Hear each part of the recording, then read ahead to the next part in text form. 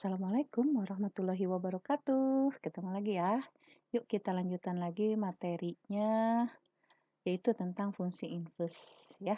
Mudah-mudahan semua bisa mengikuti dan pada sehat semua ya.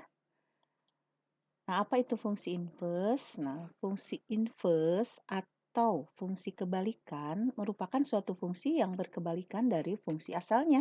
Nah, suatu fungsi f memiliki fungsi inverse atau kebalikan. Nah, simbolnya seperti ini, F pangkat min 1 ini dibacanya F inverse atau fungsi inverse. Jika F merupakan fungsi satu-satu dan fungsi pada bijektif. Nah, ini sifat-sifat fungsi sudah kita pernah bahas ya. Jadi, syaratnya harus merupakan fungsi bijektif satu-satu. Nah, hubungan tersebut dapat dinyatakan sebagai berikut. Jadi, nah ini F inverse diinverskan lagi adalah F.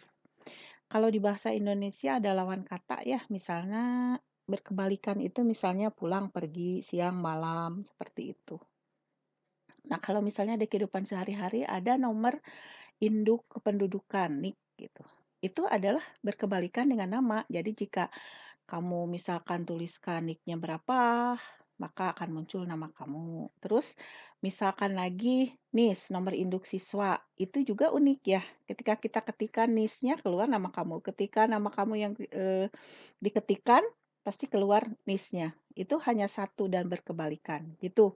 Seperti itulah inverse gitu ya. Baik, kita lihat ada 3 langkah untuk menentukan fungsi inverse ini, yaitu pertama mengubah bentuk Y sama dengan Fx. Nah, ini soalnya dirubah menjadi bentuk X sama dengan fungsi dari Y. Gitu. Yang kedua, tuliskan X sebagai F inverse dari Y, sehingga F inverse Y sama dengan F Y atau fungsi dari Y. Jadi sama-sama Y. Nah, selanjutnya yang ketiga, ubah variabel Y dengan X, sehingga diperoleh rumus fungsi inverse X. F inverse X. Baik, kita lihat rumusnya seperti ini ya. Terdapat dalam fungsi ada fungsi asal. Jika fungsinya fx-nya ax plus b, maka fungsi inverse-nya adalah ini. Nah, bisa menggunakan rumus ini juga langsung ya. Nah, ingat, A-nya siapa nih? A-nya itu koefisien X. Nah, ini B-nya ini. Ya, jadi F inverse X-nya X min B per A. Jadi ingat, A-nya bukan letaknya di yang pertama, bukan. Jangan ingetin letaknya ya, tapi A itu adalah koefisien X. Jadi kalau misalnya di sini B plus AX, misalnya 2 plus 3X, maka A-nya adalah 3. Atau 3X plus 2, A-nya tetap 3 gitu. Jadi jangan mikirin tempatnya, tapi ininya, punya siapa A-nya, apa B-nya gitu ya. Kita lihat contoh. Tentukan rumus fungsi inverse dari fungsi fx 2x plus 6. Nah, langkah pertama disama dengankan fx itu dimisalkan sama dengan y. Y-nya 2x plus 6, kemudian 2x. Nah, ini 6-nya pindah jadi min 6 ya. Y min 6, maka x-nya adalah y min 6 per 2. Nah, rubah y-nya jadi x. Nah, jadi x min 6 per 2. X ini kan punya koefisien ya. Jadi orang baik melihat ini ada angka 1 di sini nih. Jadi 1 per 2X tuh. Min 3. Min 3-nya dari min 6 dibagi 2. Jadi F inverse X sama dengan 1 per 2X min 3. Atau boleh masukin aja ke rumus ini. X, B-nya kan 6 ya. Nih, X min 6 per 2. A-nya 2. Ya udah langsung ke sini juga boleh. Silahkan. Nah, jadi X per 2 itu adalah 1 per 2X min 6 dibagi 2 adalah min 3. Seperti itu ya. Baik, kita lihat yang berikutnya. Yang berikutnya ini. Fungsi asalnya, misalkan, nih. Ini adalah bilangan rasional ya. Fungsi asalnya fx, ax plus b, cx plus d per ya, cx plus d. X-nya tidak boleh sama dengan min d per c. Ya, kenapa ya? Karena kalau penyebutnya 0 itu tidak terdefinisi. Jadi tidak boleh ya. Baik, rumusnya apa? Nih, F inverse X sama dengan min dx plus B per Cx min A. Di mana X-nya tidak sama dengan A per C gitu.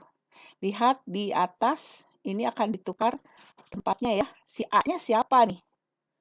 A-nya yang punya X tapi pembilang ya.